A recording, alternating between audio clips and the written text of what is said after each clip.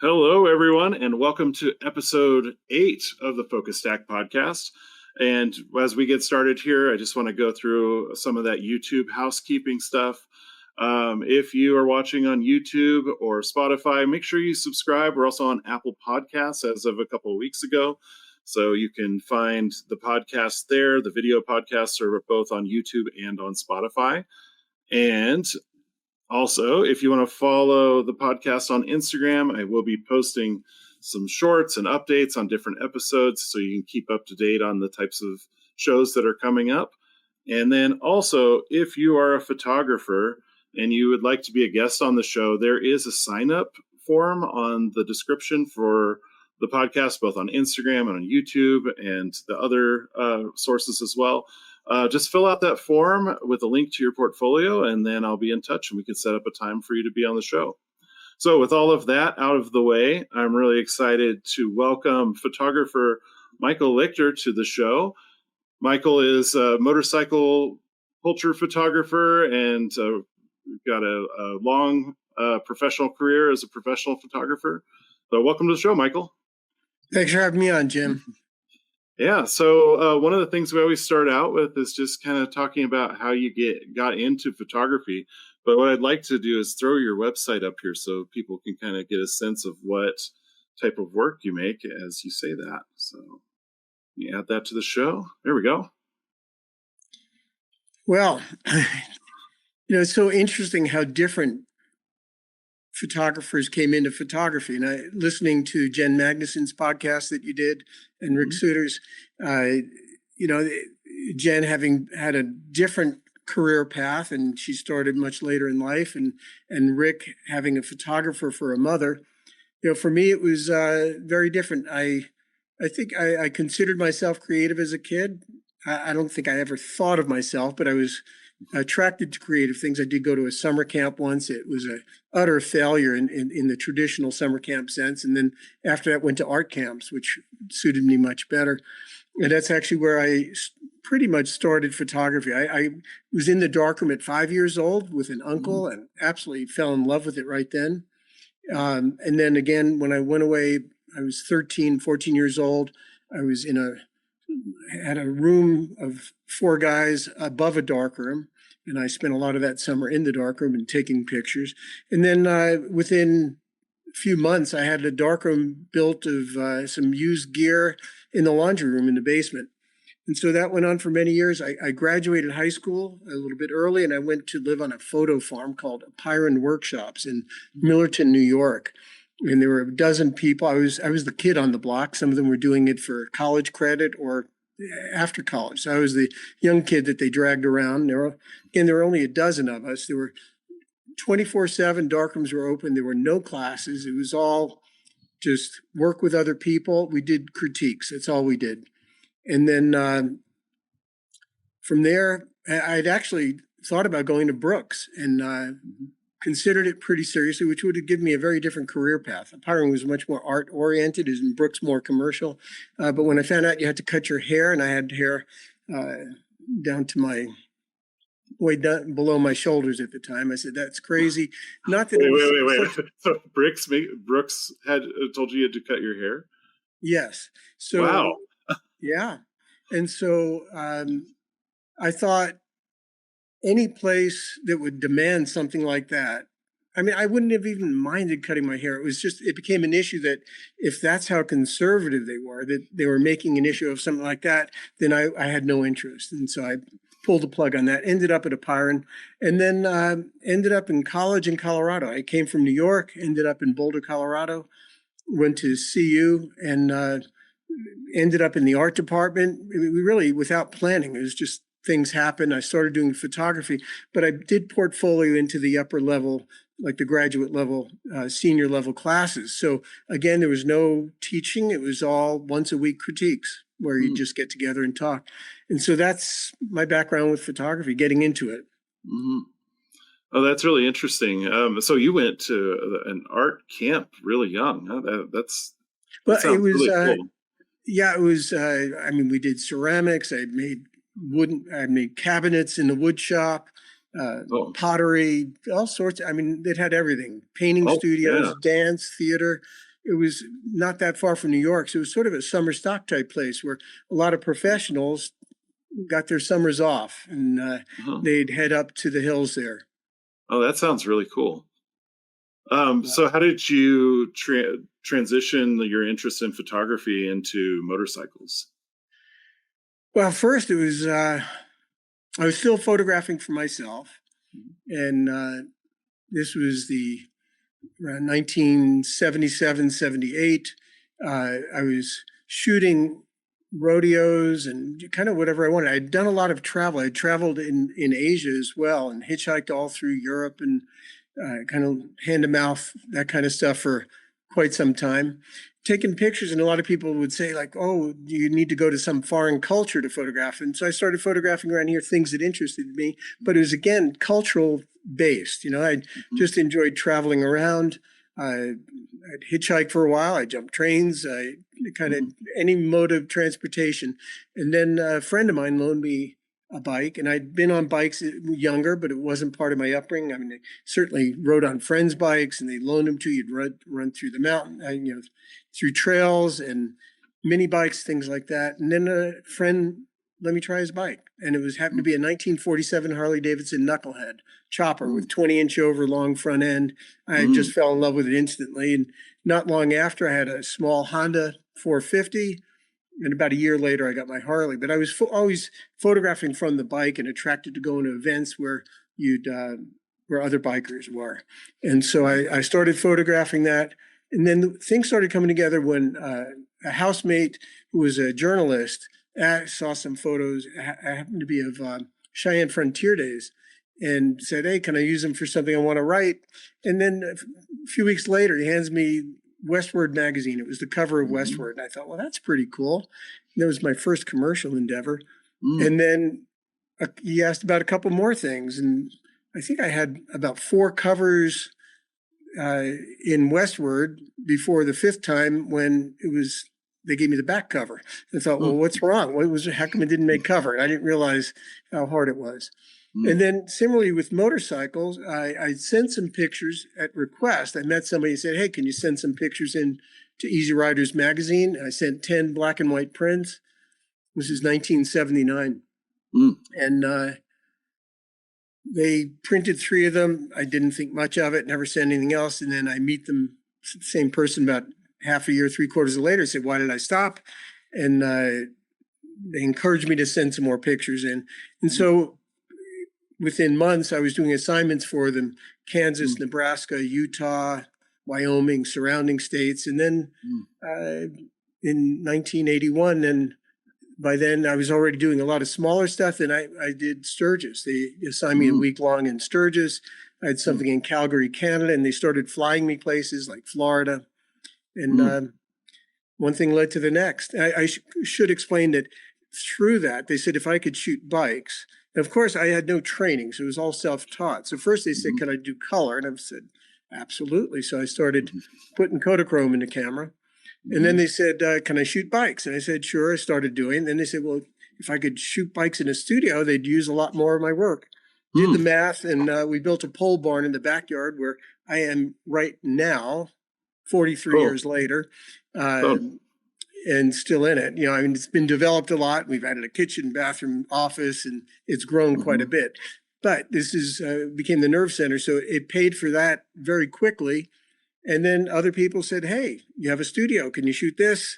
Next thing, I was shooting 4x5, and one thing led to the next. So you started out shooting all 35, and then when you had the studio built, that's when you switched to a larger format? I did get a medium format first. I didn't get the 4x5 until I had the studio and somebody had to shoot, and I borrowed somebody's 4x5. That's typically what I did for everything. I'd borrow something, see how it worked. They taught me how to load the film, stay up till 3 a.m, practicing loading holders and whatnot. And then they'd walk in at 9 a.m, and you'd start shooting. Nice. So I assume you're shooting digital now. Are you still shooting film? No, I shot film for right up until 2000. It is actually couple of years, I was president of ASMP Colorado for 3 years. So I used to get a lot of calls, and this is when things were going just early digital. Kodak had a $20,000 Nikon conversion digital, and it was very premature. Our phones do much more than that now. And I had it in my head that I said, by the millennium, I think it's going to be ready. And sure enough, December of 1999, that's when we got a very elaborate Studio Leaf camera system. Didn't go 35 for another year. I felt it wasn't there yet, but started with that. And I had clients like early on in the early 80s, like Kraft Foods was my biggest client. I did a lot of, I worked with IBM and storage tech, annual reports, and advertising, all sorts of stuff for different people. Exabyte was another computer company here. Storage tech, I did their annual reports as well. And one thing led to the next, kept going. Towards the end, I kind of pulled back from commercial work after 2008 and the economic crash. It was so competitive that I felt Oracle was my biggest client at the time, and they were a great client. I used to go to Europe and see my photos of their storage boxes, 3 or 4 stories tall on sides of buildings, and it was great. They were a great client. But then I kept that, but I just pulled back. I never showed a portfolio. I didn't try to get work. And then it was around 2011. I think the art director I worked with at Oracle left and gave me all the contact info I never even followed up on. I just let it go. And I just stayed with the clients that kept calling and my motorcycle work, which I did all along. Yeah. And you do a lot of like fine artwork now with the motorcycle stuff, right?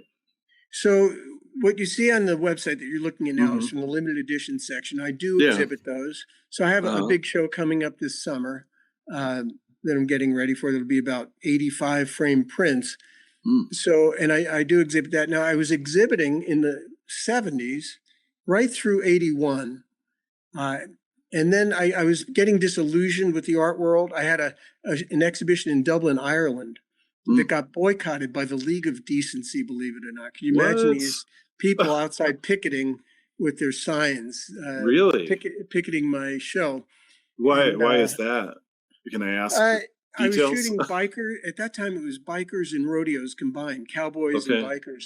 And there was some stuff where there was some nudity, from some of the motorcycle parties and things like that. Yeah. And they objected. So that's what happened. They moved it to the back room. It was still there, but they moved it in the back room. Oh, wow. So, and after that, then that was the last show I did for 20 years. I got disillusioned with how commercial the art world was.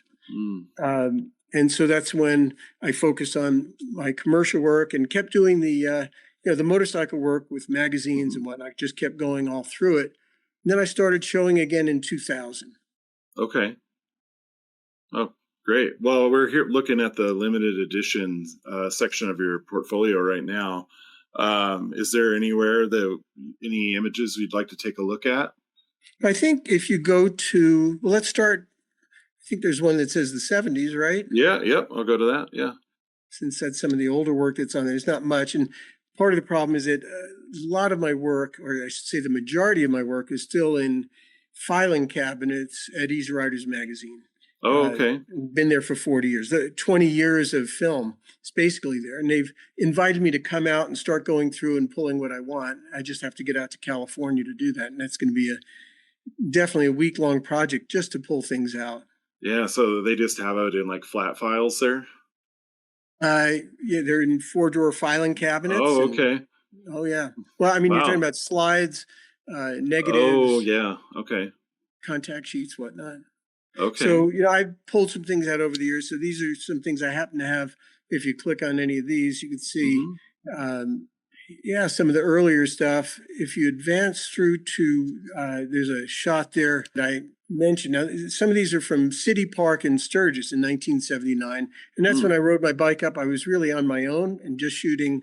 I had one camera, 35 millimeter lens, and, just kind of doing stuff on my own. And this is the stuff when somebody said, why don't you send some of these to Easy Riders? This is what I would have sent with these images. And there's one here with a prosthetic leg leaning against. There it is. Yeah. So like this photo of the prosthetic leg with the guy in a sleeping bag, right? He's not even in a sleeping bag. He's rolled in a moving blanket. Mm-hmm. And I was camped a little bit to the right. And it was early Saturday morning. The sun was just coming up. I hadn't slept. Basically the party goes all night, gets quiet probably about 4 a.m. And I just got up and started walking around with my camera. And being filmed back then and you're on your own, I have 2 frames of this whole set right there, that situation. And I was a few feet apart, 1 frame and then a second. And this was the better frame. And that's how things were when you shot film, especially when you shot it for yourself, right? You're very cautious. The funny part about this is this image has become quite known. And after I started exhibiting it in 2000, that was the first time I showed it. And there was a museum in Rapid City called the Journey Museum. Wonderful, beautiful museum. Yeah, so somebody comes up to me on the street in Sturgis and said, "Hey, do you recognize me?" And I'm normally very good at recognizing people that I've photographed before, but in this case, no recollection. And then he bends down, lifts his pant leg, and I see a peg leg, and I said, "Early morning," and he said, "Yep, that's me." Mm-hmm. So that was over 20 years after the fact, and we've since become friends. He's come out and visited from Kentucky, and his name's Ed Reekin. And it's kind of neat because I've had postcards that I've done a number of images. I give them out freely when I'm traveling. People say, "Do you have a card?" That's what I give. And one of those cards is this image.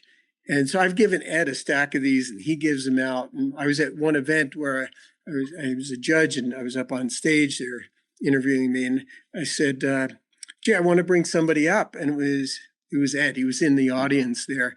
And people gave him such an applause. So it's kind of neat that he has become recognized through this, which I find really fun. And I love that story.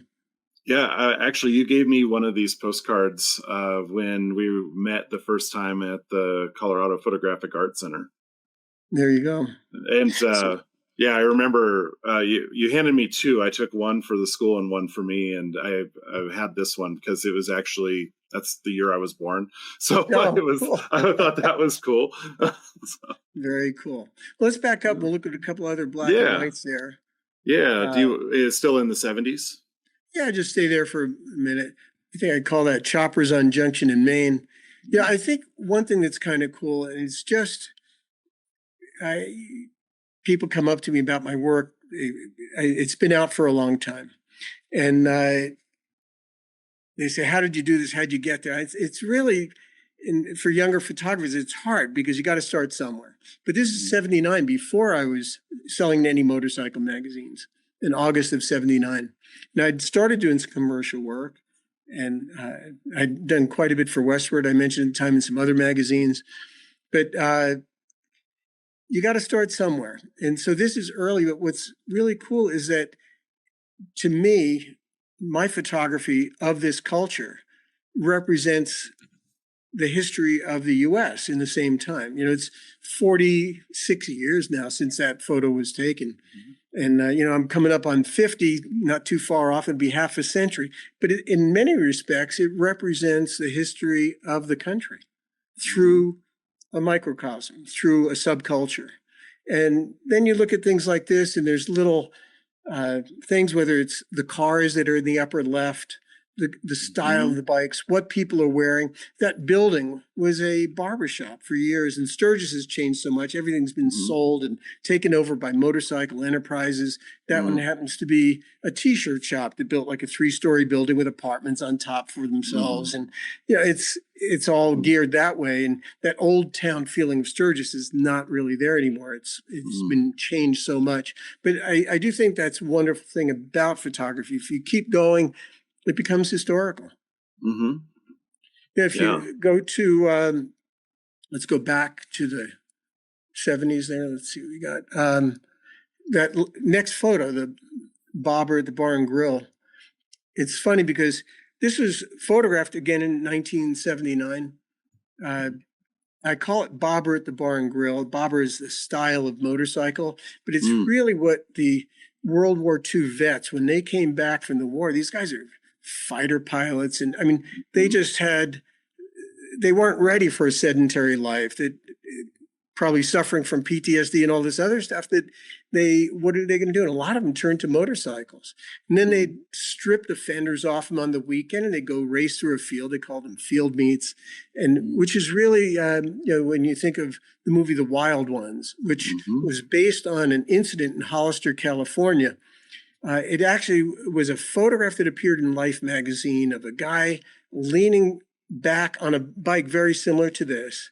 I think there was a beer bottle in his hand, and there were bottles all over beer bottles all over the ground.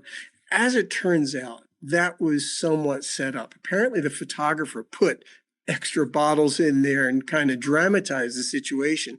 And that photograph was the basis of the movie The Wild Ones. It's amazing how things go back and forth. But this photograph to me represents sort of the end of that era. It's before Harley Davidson became so popular. It was a time when you'd pull up to a traffic light and the cars around you would all, if they had electric locks at that time, man, you heard all the locks go down, and it's just, Harley had a very different, anyone that rode a Harley at that time, it was very different. And this was the end of that period. Let's go back, if you can go to the 80s. Yeah, let's go to the 80s. It's one of my favorite decades. There you go. It's the one you remember, right? That's my first one I remember, yeah. Okay, so this photo here? Yeah, so I call this photo Faces. It was taken in, again, City Park again, where we had a few years. It was closed down after 1981, I believe. And this is 1980.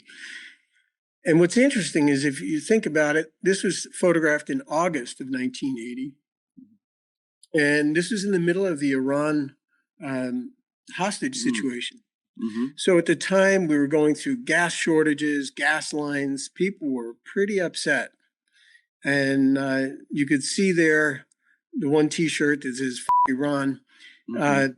What I like about it is I call it Faces because I just love looking at all the people in it and what they're looking at, right? And most of them are looking above me at something that's going on above me, and one guy's engaged with me. But again, as far as history goes, you think about when this was taken. It wasn't until January 20th of the following year that the hostages were released. You look at what people are wearing. You don't see a lot of T-shirts that are commercial T-shirts that you go out and buy. I don't think there's a Harley T-shirt in there. The one T-shirt you can read is somebody made it. They just went out and made the shirt to express how they were feeling. The kind of clothing, the jackets that they're wearing, the kind of bikes, it's all tied into history and when it was made. And I'm fascinated by that. And also what was on people's minds. It's kind of interesting that pretty much 30, 40 years later, we still have similar problems in the Middle East and people have similar feelings. But it was a more cohesive community at that time. I think part of it is it's grown so much. At this time, there were maybe 30,000 people in Sturgis, and it's grown to, there's been years that it's been 500,000. So how do you keep a community like that together? It's like any group, things kind of split up. And the way the country is so divided now, I think you could see that even in the motorcycle community, even though it is definitely a conservative bent. I love the facial expressions, particularly with the people that are making eye contact with you. Yeah. If we look at a couple other pictures from the 80s, we can go back. Yeah, this image for me stands out, especially I've done a number of podcasts, but they're always motorcycle oriented, not photography. And this one, I think, hits me as more photographic. I could talk about the photography of this more than some of the others. One thing that happens is people get so stuck in, I think because people are trained with cell phones, they point a cell phone and they say, look at this picture, or they'll look at one of my pictures and say, I have the same thing, but they're showing a picture of the same subject with total disregard to everything around it. And so this is something that I think as a photographer, whether you're trained or self-taught, you learn that this is not the real world. This is a two-dimensional plane that's a representation of the real world. Mm-hmm. And in this case, I think it really magnifies what goes on to the edges of the frame. And for years, I never cropped my photos. I started cropping, I think about 9 or 10 years ago. Once you start cropping, you never go back. But I think part of that is my eyes aren't as good as they used to be. But so everything was full frame. And this is the edge of the negative that we're seeing around the yes, I used to file my negative carries in the enlarger to reveal that edge. So in this case, I think the subject matter, the content, this woman, I call it "What's up?" Like she's looking at me saying, "What are you staring at? What's the big deal?" And her friend to her side, to her right or left, is like one of the happiest moments that you could ever see in a person. The joy that she is expressing there in that moment, and so I love when a photo captures a certain moment like that, where it's this so much expression going on, also gesturing and whatnot. And then everything, I didn't print this for 20 years, actually. Oh, really? I was interested in it, but there were a sequence of 5 images on the contact sheet. And it was this group of people, and there was this energy going on, which you, as a photographer, think of it as a sixth sense. You sense energy going on, and you go, what's there? And you're attracted to it, which is how I often operate. And so it was hard for me to make sense of it. Now, it seems so clear now in hindsight that this was the correct frame. But the others tend to focus, not necessarily focus, but made it too clear that the guy on the right that's looking at the woman, that he only has half of his left arm. And, yeah, you're right. Yeah. And it's part of the photo, but it shouldn't be the subject of the photo. Yeah. And I relate this to the movie that Cher was in called Mask.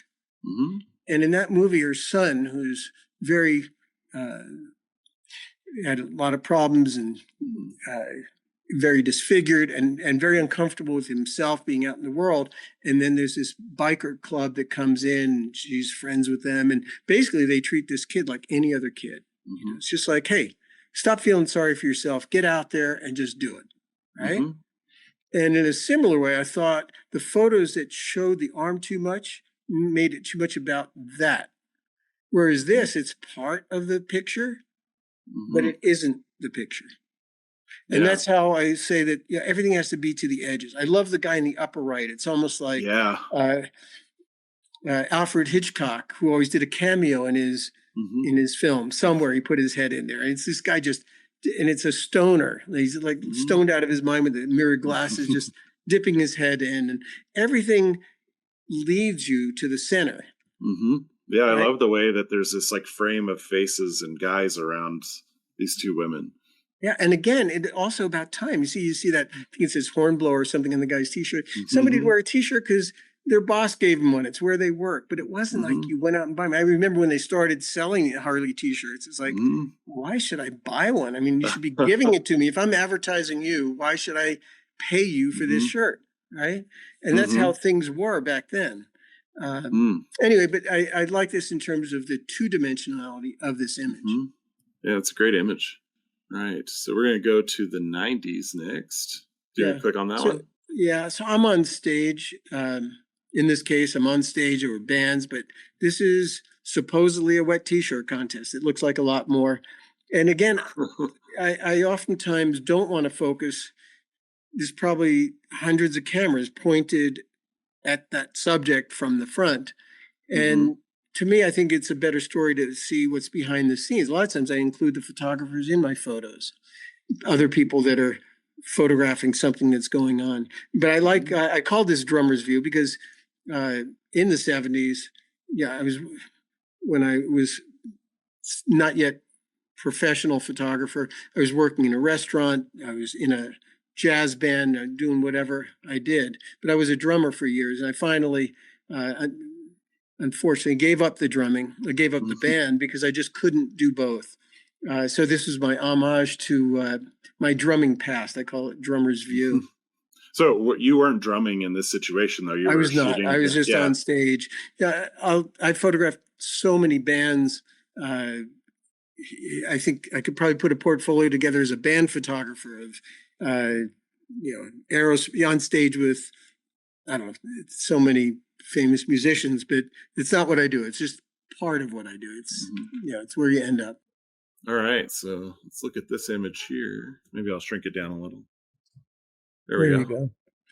You know, at different times, because of my commercial work, I had access to, when I say access, I'd rent or eventually buy cameras that I felt would come in handy. But I used a 6x8 Fuji quite a bit. And it was in place. I had CNR cameras, 4x5s, a big system that I loved, absolutely loved. But then sometimes, and I had Mamiya 6.7, and then I also had this Fuji 6.8. I moved from the Mamiya to the Fuji for a while. And since I had it in the studio, I was using it quite a bit for my medium format work, and had bellows and acted like a 4x5. And this is before, I think there's something called a lens baby now, or other stuff. It's become popular. But at that time, and this was a big camera to go out walking around a campground with, you could imagine. But this particular frame, I call it Harley back piece. It was about the passion that people feel towards the brand. I mean, it's pretty amazing. I think it shows that. And it's funny because I did start exhibiting this around 2001, and this was only taken in 99. Harley actually bought 5, I think there were a limited edition of 50. At that time, I was doing larger editions. Now I'm doing more like 20. But at that time, it was 50. And Harley bought, I think it was 6 of them, actually. And they bought it for all their VPs. Willie G. Davidson was kind of the figurehead of Harley. He would go out. He was grandson of the founder, and he was head of design. So he was a very important character. But he was one of the VPs that got the image, and he hung it in his office. And it's kind of funny. I got a call from South America from a journalist one day who located me, and he was just being nice. He called me, and this is before we had our cheap ways of calling long distance overseas. But and he said, he'd just done an extensive interview with Willie G, and he was in his office. And he said, after the interview, he was all done, shut down, and he was leaving. And then Willie stopped him right by the door. And he said, hold on a minute, I want you to look at this. And he pointed to this image that was framed, I think it was, 16 by 24 or 20 by 30, framed on the wall. And he said, this is why he's there, and this is why he has a job, and this is what Harley Davidson's all about. So I thought that was pretty cool.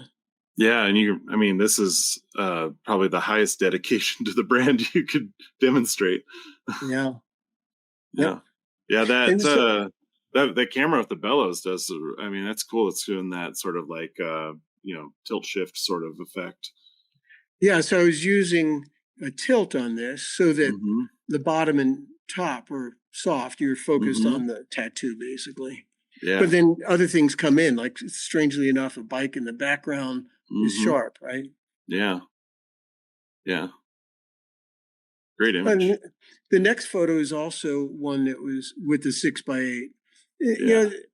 I've done, so like I said, I had access to these cameras. I said, I'm shooting mostly 35. And I thought, gee, maybe I'll just do some portraits and take it out and see how it works. This was after an event. I ended up at a friend's mother's house with him. My friend's name was Crud. He was on the right side there. He's the president of the Sons of Silence out of Denver. And he unfortunately since passed. But I thought it was interesting. What is it called? They're Crud, Gary, and their mom, Mary, in Clarinda, Iowa. And sometimes I think of this as the jailer and the biker, because his brother worked at the prison. And it was kind of interesting. He was still in his uniform. He had just gotten off of work, and we were meeting up at his mother's house.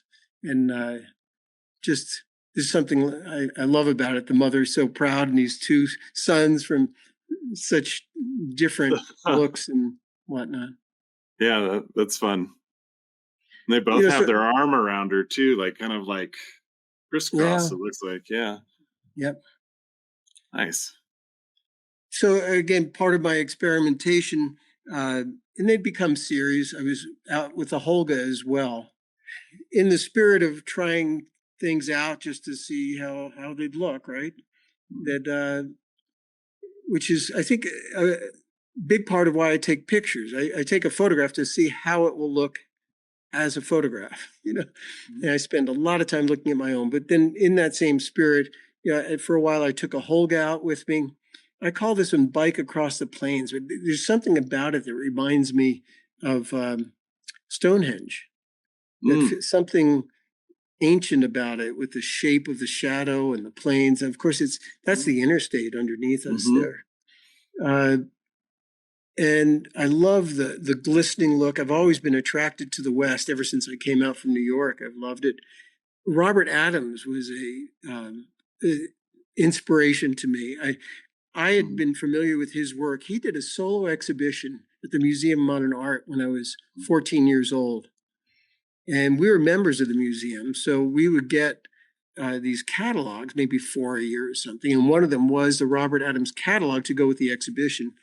And I still remember seeing those photos as a 14-year-old, you'd think. And there were photos of the Denver suburbs and all the surrounding area that I had no idea I would end up in a few years later. And I thought the work was beautiful. I loved what he did. And that look of the West, that bright sunshine that just doesn't, there's no escaping it, right? And what it does in black and white, especially. I blew this up. I think it was like 24 by 24 from a Holga. But so it's again part of that Holga series that I did. Most of it was of people, but a few things like this would pop in. You want to go to another decade? Yeah, let's go to another decade. All right. So yeah, let's talk about this image here from the 2000s. So I call this image Hold On, and it's very almost dreamy looking, isn't it? It's otherworldly looking. And what it was is it's a bar called Suck, Bang, and Blow. Suck, Bang, Blow in Myrtle Beach, South Carolina. And there's probably a couple thousand people at this place, but they had this room with a garage door. The garage door would open up, and it was open. Anybody that felt like doing a burnout, they go in there. And then the garage door closes. And I saw this guy go in.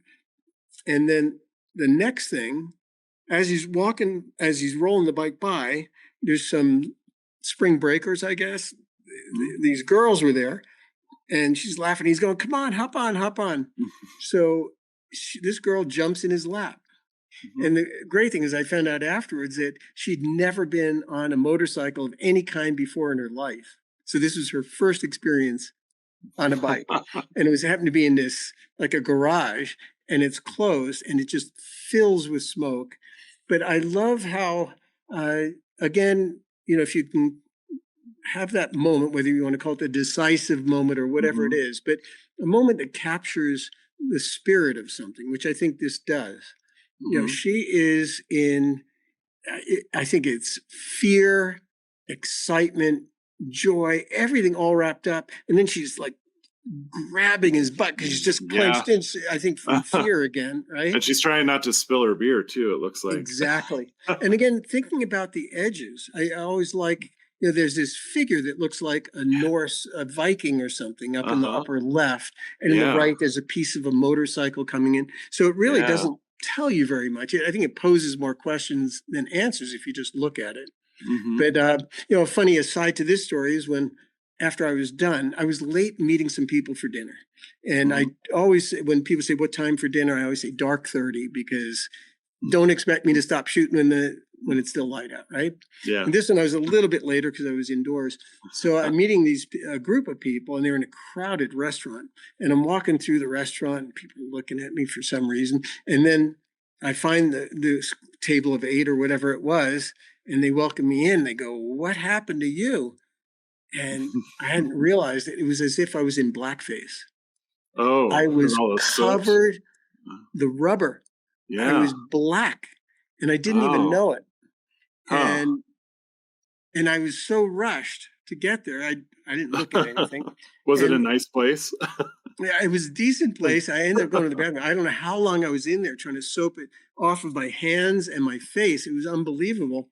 And then I found out that the car seat was black and it was in a rental car. I spent like $70 on cleaning fluids and whatnot before returning that car. I never did get charged anything for it, but it was terrible. There was rubber everywhere. The camera Wow. was, yeah, it was something Wow. else. Now that's crazy that there's that much of it in the air that it actually is like Well, in a covered, you know? closed environment, even in an Yeah. open environment, you'll get covered. But this was, Yeah. I'd never done it again after that. It was the first time in the closed environment. Gosh, think about how much you were breathing in too. I don't like to think about that. Yeah. That's an interesting aside as well, as far as the hazards of photography, because for years Yeah. I worked in the darkroom and I prided myself in being a master printer. Mhm. And, but I used to do selenium toning. Mhm. I'd have a gram scale that I'd measure my own dry Powdered. chemicals, Yeah. powdered chemicals to make a 2-bath developer, and selenium toning, very mild, like just so critical to the point that just noticed a little bit, pull it out. But for years doing that with my hands in selenium, Mm. and people go, "Oh my God, you'd never, Yeah. you don't even want to put gloved hands in selenium anymore." And to think I Yeah. was just doing it with my skin. So Yeah. anyway, the hazards. Yeah. Well, I'm glad you're doing okay. Yeah, So we'll go back out here. sure. All right. So we're still in the 2000s looking at this one here. Yeah, so 2003, this is the time when motorcycling was going crazy. It was very popular on television. There was a show called The Biker Build Off on Discovery Mhm. Channel. The Tuttles with American choppers were coming about. So there was a 6, 7, 8 years even where motorcycle was exploding because of the television coverage. Indian Larry was a person that was featured on one of these biker build-offs, and I was scheduled to meet him and Paul Cox, the person in this photo, to meet. But Indian Larry was late. Cell phones didn't work very well out in the ranches of South Dakota. There, we were supposed to meet outside of town a little bit. Larry didn't show up. We later found out he blew up his motor and couldn't make it. So it got to the point where I said, "Paul, sun's going down. I'd love to get some shots of you. Let's go." And we went off on this road and then turned north on this highway here. And that little mountain in the distance, or hill, is called Bear Butte. It's considered a very sacred place to Native Americans. It's a really wonderful spiritual place, and it just pops up in the middle of the plains there. It's really magical.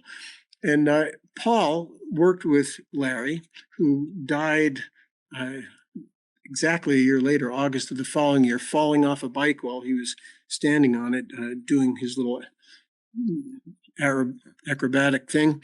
But bike surfing, they called it. But anyway, so Paul Cox worked with Larry. He in the same shop. He'd help Larry with different things, and he was a great leather worker.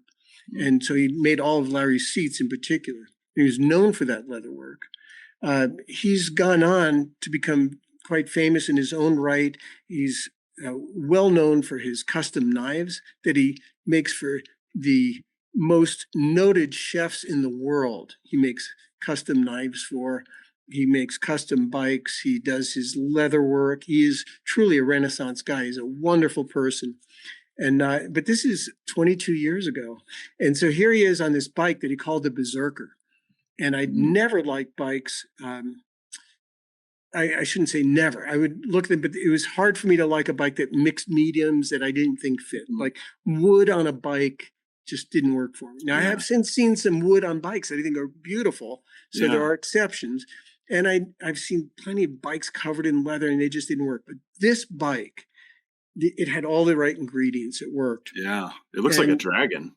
It's so cool. But to me, I call it looking back because now I'm riding my motorcycle, which you could see the headlights on the right, and I'm holding my camera with my left hand low to the left, right? Because I have my right hand on the throttle, so I can't let go of the throttle.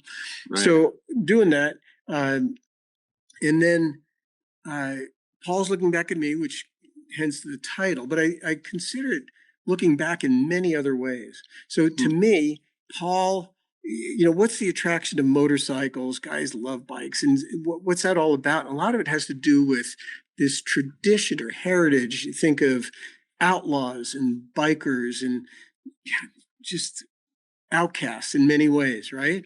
Mm-hmm. And I look at this and I see a Viking.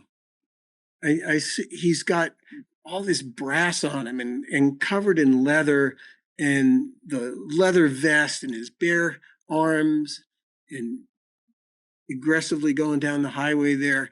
And so I think it, in a way, looking back in time and tying us into other periods in time. Mm-hmm. So, well, but also riding forward too. And riding forward. Yeah. Yeah. So it's pretty cool. It's pretty cool. So he did all the leather over the gas tank and everything like that. Oh yeah, he did everything himself and made the bike. Yeah, that's a beautiful bike. There's one more photo in the 2000s. Let's look at a photo from Cuba. Yeah. So this photo was taken in Cuba, and the way I ended up there in 2009, I've made 2 trips around that time, but I'd wanted to go to Cuba for years. And, this is something that happens, hopefully it happens a lot, but, as little or as much as it happens, it's a wonderful treasure when it does. And that's when the phone rings. And I'm a person that I want to answer the phone. And I want to check my email. I want to check my text messages because I'm looking to see what something great may be proposed, right? Mm-hmm. Unfortunately, with time and as people age, a lot of times people get jaded and they're a little more hesitant to open the mail and open these different things because there's bad news can come too, right? But I've had many occasions where the phone rings and somebody told me to do this early on, and it's a great trick. So when that phone rings and somebody calls, and it's Pirelli Metzler tires from Italy. He's got a great accent on the phone. They say, is this Michael Lichter? Yes. We have something you may be interested in. We have a project in Cuba that we thought you may be a good fit for. So immediately should say, can you hold on just a moment? Put the phone on hold, go to the door, put your hand up, close the door, and then go back to the phone, throbbing in pain, and then say, oh yeah, tell me about it. Not too eager. Right? Because I'm all eager. Don't want them to think you're hungry. So it'll slow me down just a little bit. Yeah. So what it was not a paid job. They said they'd cover all my expenses and get me to Cuba. And at that time, I had to fly through Toronto. It was quite illegal to go, $40,000 fine. So you go to Toronto, and then when you fly from there, you say, don't stamp your passport, whatnot. You got to be very careful. Yeah. So I was meeting a film crew that they had hired to photograph the Harlistas of Cuba. And they were donating tires to them. And this whole thing, it was a tie-in between Metzler tires and these Cuban Harlistas. And they thought it was the end of the project. And they thought, gee, it would be great to have some still photos. And I do get invited all the time to different things. I'm going to Bhutan next week. I was in Japan in December. I was in India in November.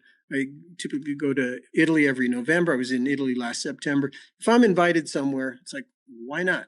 Right? Mm-hmm. What a great opportunity. So I'll get invited by promoters, or in this case, a company, because they think I could get them publicity. They know that I have connections, that this is how I make a living. Mm-hmm. So I'm invited, and I wanted to go to Cuba for years. I would have gone no matter what. Mm-hmm. So I did go. I had a few magazines lined up ahead of time, so I knew it was worth doing anyway. Mm-hmm. And came back. I got a number of limited editions out of it. And as it turns out, it was in 14 different magazines. I know this beautiful large format magazine in Japan did 22 pages on it. It really went. And then I got a call from Italy, and they said they changed their mind, that they have this calendar that they decided they would love to devote to this. And they ran I do multiple calendars, but this was the most beautiful calendar I ever did. It cost like $25 for me to ship it to somebody. It was giant and heavy, gorgeously printed in Germany. Wow. That's what it became. And back to this image. So again, I got quite a few images that I really loved, but I call this one dress up, because you got to remember that it's illegal to, I mean, Disney and Harley are both not available there. And Yeah. here's a key fob with the Harley on it, or his Mm-hmm. lanyard, and she's dressed up as Snow White, I guess. I mean, Mm-hmm. where does this stuff come from? And she's looking up to him with this pleading expression, like, Daddy, please help me, right? Mm-hmm. And he's putting the little, whether it's a hairband or a crown Mm-hmm. or whatever you want to call Mm-hmm. it, he's so delicately about to place it on her head.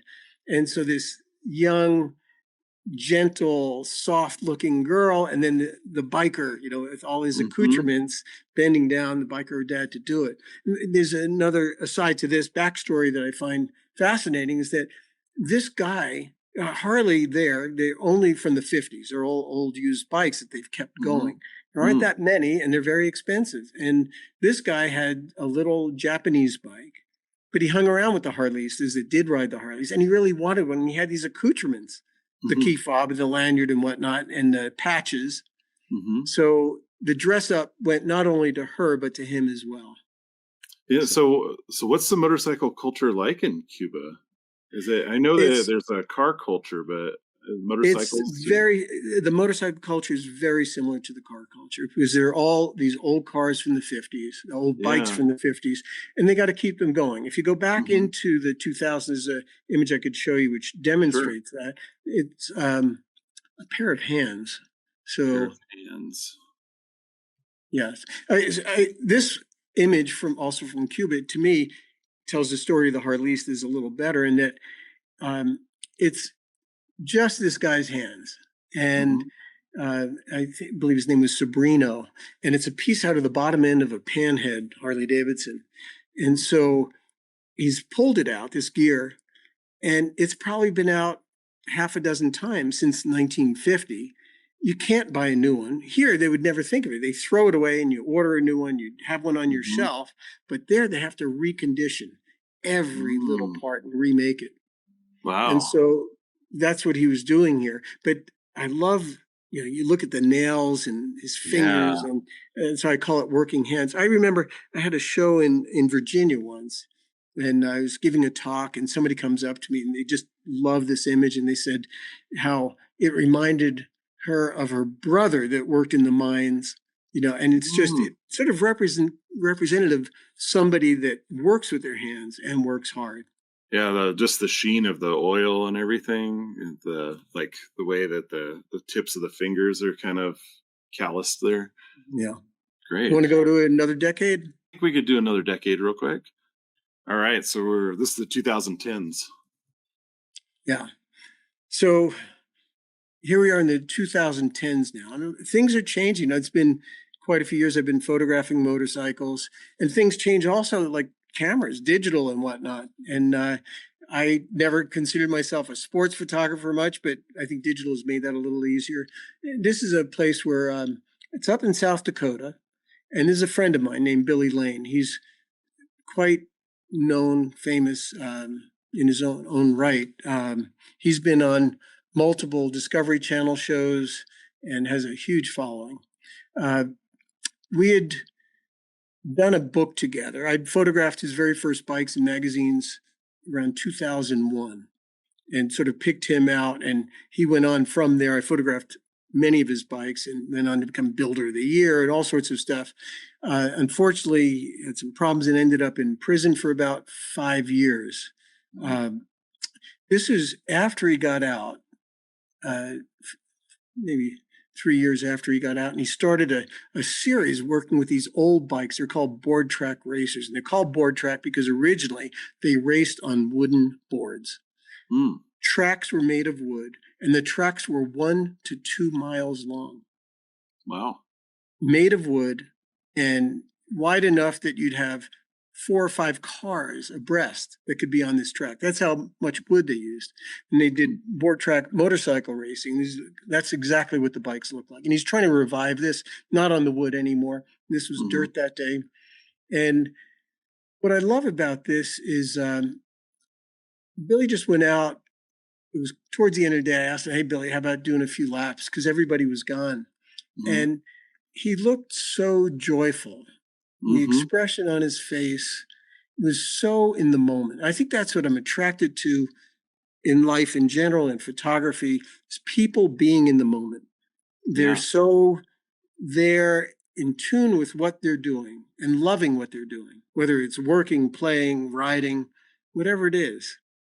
Yeah. Um, I mean, and he so looks like he's having so much fun. he's so in his element, and not it's as if nothing else exists, and it shouldn't, because you got to be in tune with things. By the way, there's no brakes on this bike. Oh, really? Board track racers had no brakes, and they go fast. Oh, They'll be yeah. going 80 miles, up to 80 miles an hour and more, Mm-hmm. and no brakes.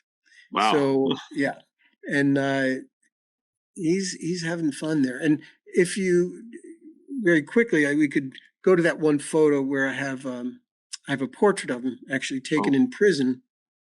Back up, it's up towards the top. Yeah. There, second row. Yeah.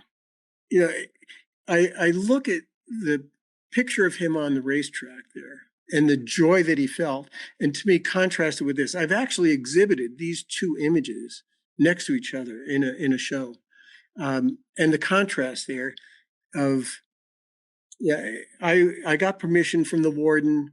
It was a prison in Florida, and I spent a couple days there with him. And he was in this shop that they let him do. He was doing this fundraiser, so they let him actually build a bike in prison. And so I was able to photograph him down there. But this one shot where, looking through the chain link, I think it says a lot about somebody that's been locked away for a few years, right? Yeah. And then contrast that with the other image, and I think it's pretty powerful.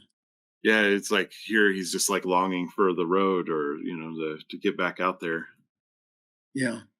So I call this image Lightning Strikes.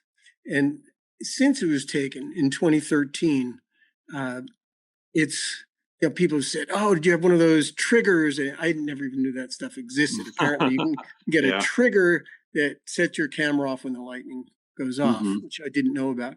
But so the circumstances around this is a Kid Rock concert, and it's the night of my exhibition was about 100 feet away from where I'm taking this picture, and the exhibition was.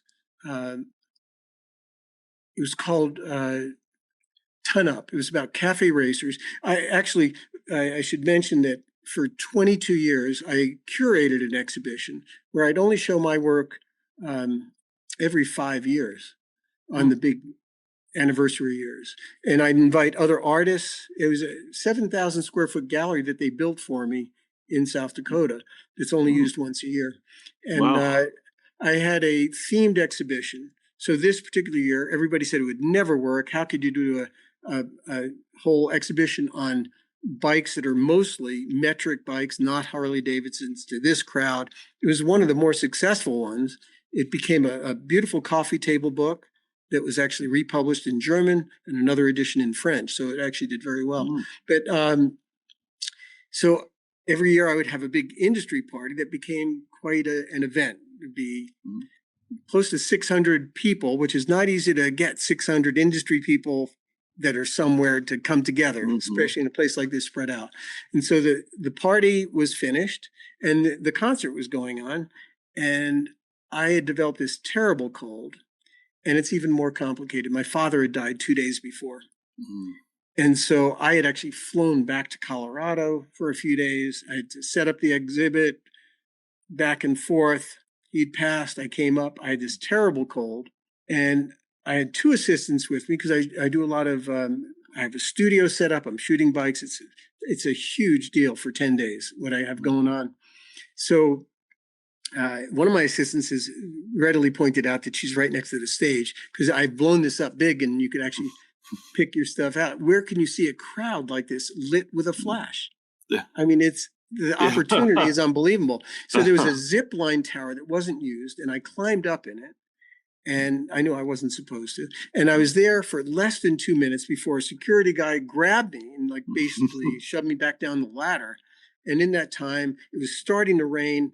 I took several frames. I got this frame, and it was over. And then I remember saying to my assistants, I got to get out of here. and we had two vehicles. I said, you guys could stay, come, whatever you want to do. I got to get some tissues and get some medicine. So I stopped at a quick stop on the way home, right near the highway. I go in and looking around, I can't find what I'm looking for. I finally go to the guy. I said, don't you have any tissues? He said, oh, sorry, bud, we're all out. So I get back in I'm not in the bike at this point. I'm in a little SUV, gray SUV.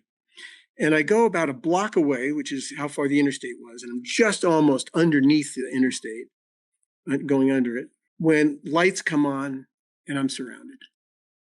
And there's, I think it was 11 cop cars. And over a loudspeaker, keep your hands on the wheel.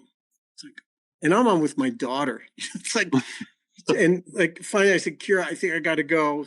There's something going on here. And I take my hand off just to hang up the phone, right? Because it was on speaker. And immediately, get your hand back on the steering wheel. I mean, this is really intense. And then I'm surrounded by all these cops with flashlights, guns, pointed in, hands on the wheel. And I'm pretty freaked out.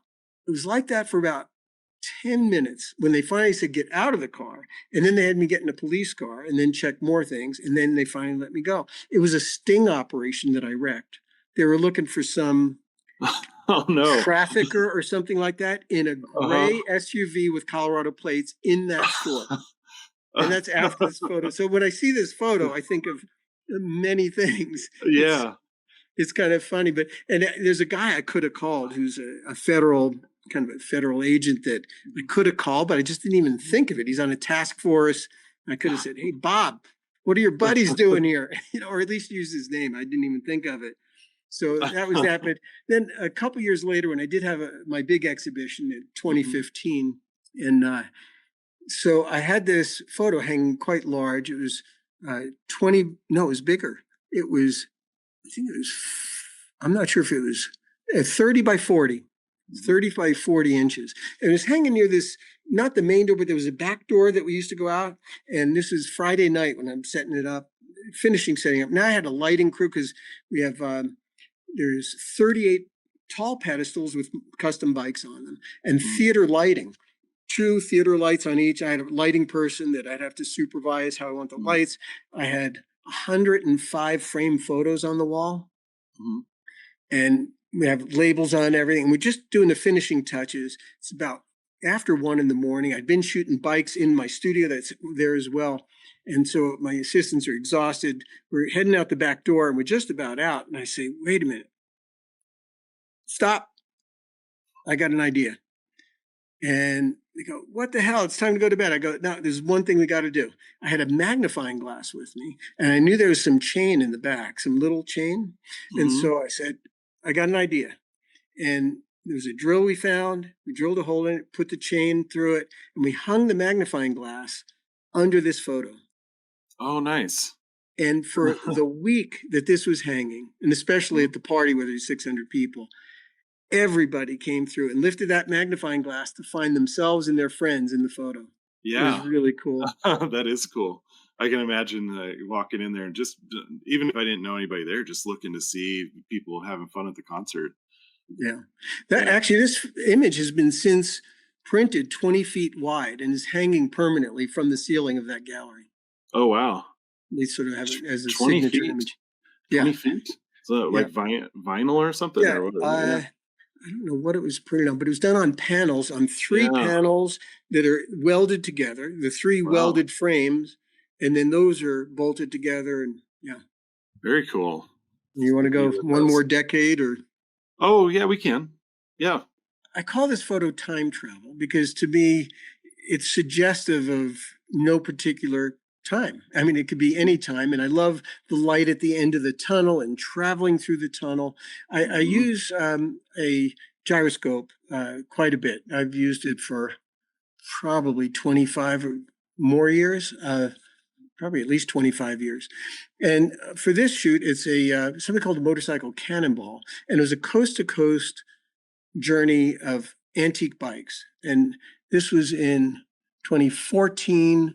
And this wasn't quite 100 years old. I know the 2016 version of it that I also photographed was all 100-year-old bikes. This one was not quite as old, but this bike is a 2015. photograph from 2014. It's a 2015 Indian. The guy riding it is Japanese. His name is Nimi. He doesn't speak a word of English, not a lick. And so could you imagine traveling on a bike that's going to certainly break down many times? Now he's alternating days with the guy that owns the bike, another Japanese guy, a friend of his. I'll show you that in a moment. But so I just like this for the feeling of it. It does, I'm able to do, it's probably like a quarter, I don't know, an eighth of a second, tenth of a second, something like that, maybe a quarter second. Actually, it could be, yeah, probably a quarter second. And he's quite sharp, but of course, everything else is quite blurry. And the stabilization I get from the gyroscope helps me out on this. To do this, by the way, I am sitting backwards. And so these trips are about 3,800 miles, and I sit backwards on a motorcycle for every single mile. I've got more than, I've been saying 25,000 miles backwards. I've been saying that for years, so I'm probably over 30 by now because I've done it across the U.S. 5 times. I'm doing it again this coming September. I've done it in Japan, Italy, Nepal, Mexico, everywhere. Go to the photo before, which is the same trip, maybe a different year. I'm not sure. What year is that? 2012, so it's older. And it's the same bike from a different year. And this is the owner of the bike named Shinya Kimura, who is quite famous. I mean, his bikes, he builds them for Brad Pitt, for example, I think has a couple of them. And his bikes go to some very famous people. He is the zen of motorcycles. He's so cool with his bikes. But this is an antique bike that he kept running. I happen to like this because it's very early in the morning. We're out and we're in the state of Washington, so we've already gone coast to coast. And every 2 years, the trip would happen and go on a different path. You know, different route every time. It's all 2-lane roads. And here we are early in the morning in Washington. And I just love the feeling of the light, even the, I don't know what you call it, the flare that you get, the prisms from the sun on the right side. Yeah. And to me, what makes this photo is the crane or whatever the bird is on the left there. It completes the photo. I feel like without it, it's just not a complete photo.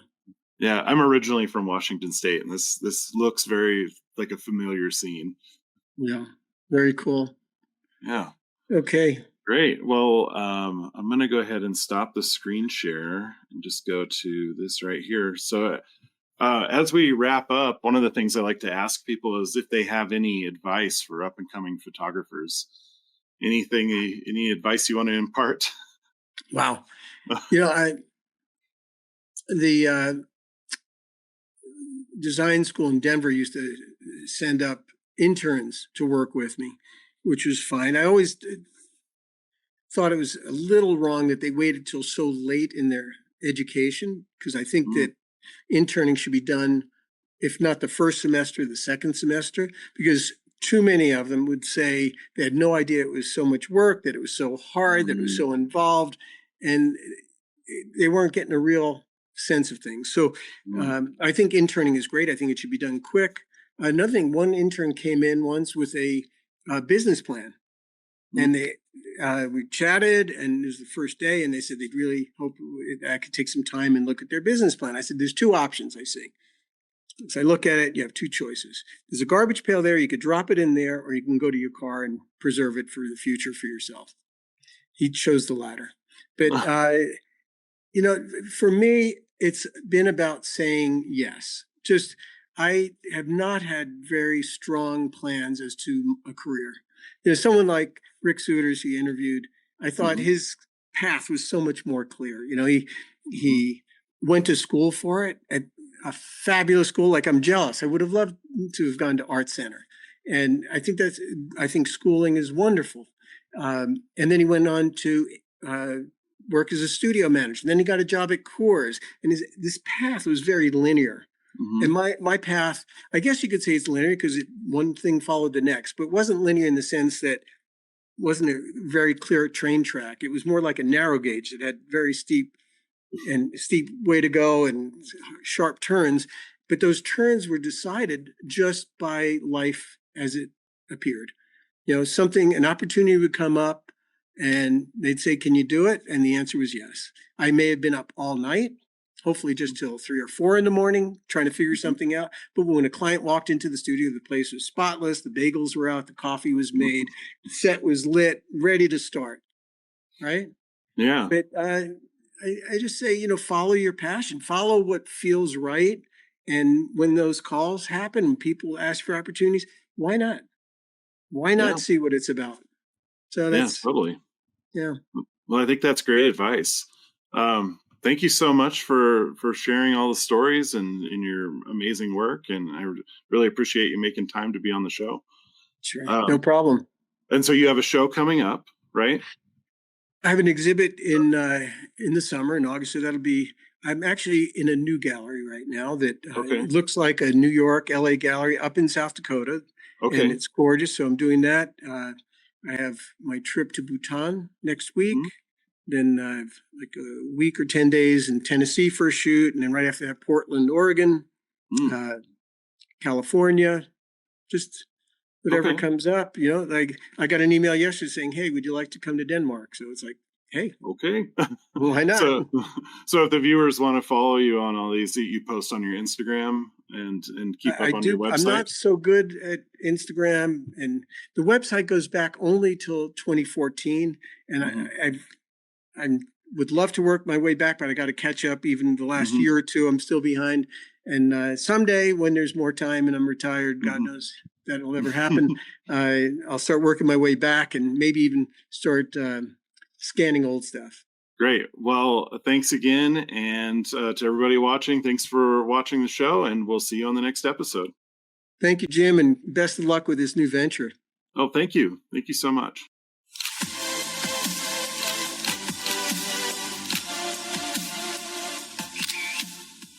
If you enjoyed the show, please like, subscribe, and leave us a comment. It helps us connect with more photography lovers just like you.